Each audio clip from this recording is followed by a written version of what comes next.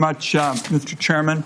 This morning, as you've noted, we're going to vote on the nominations of William Kimmett to serve as the Commerce Undersecretary for International Trade and Ken Keyes to serve as Assistant Treasury Secretary for Tax Policy.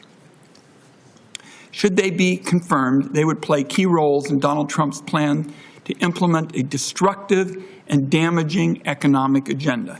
This past week, I was home holding town hall meetings in counties won overwhelmingly by Donald Trump. And as I met with Oregon's world-renowned farmers, ranchers, and producers, the message from Oregonians is clear. Donald Trump has left our workers and businesses in limbo. They're on a roller coaster of economic uncertainty, questioning if they'll still have a job by the end of the year or be able to keep their business or farm afloat. Donald Trump's trade chaos is in fact a wrecking ball for America's economy and businesses. No temporary pause on tariff changes will change the reality that Donald Trump has started a trade war on a scale that America has not seen in a century. The fact is, major damage has already been done. Businesses are left with an uncertain economic future. Our foreign trading partners are starting to discuss trade agreements that would actually exclude the United States and lock out American producers from foreign markets. The stock market is still reeling from a devastating collapse. Donald Trump has done irreparable damage to the American economy and our status as a trusted global trading partner. Meanwhile, Donald Trump and the Republicans charge ahead with a plan that looks certain to include a massive bailout for billionaires. It would be paid for by kicking millions of people off their health insurance and gutting programs that kids and families rely on to stay safe and healthy. So that brings us to today's nominees. Donald Trump has pushed the Commerce Department front and center to the trade and tariff debate. Mr. Kimmett has been at the Commerce Department for a while.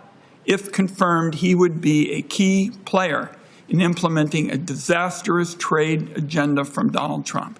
Mr. Keyes, meanwhile, is fully committed to extending the Republicans' 2017 tax cut for billionaires and big multinational companies. He'll be key in orchestrating Donald Trump's economic and trade agenda, which accounts to nothing more than a boondoggle for billionaires. He'll be influential on taxes, trade, and so many important areas, but the reality is he's going to be a key figure in orchestrating more breaks for billionaires.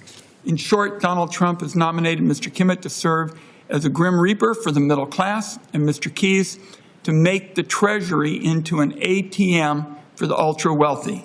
Like the rest of the Trump inner circle, these nominees are handpicked to carry out a dangerous agenda, and families and businesses be damned. So that's where things stand as the Finance Committee meets this morning. Americans face economic chaos caused by a trade war nobody can win, and Republicans look poised to jam through another bailout for the ultra-wealthy, paid for by ripping away the lifelines that millions of Americans from all across our country count on. There's been no discussion among Republicans of tackling a number of big economic challenges the country faces today. Democrats and Americans want to make health care more affordable.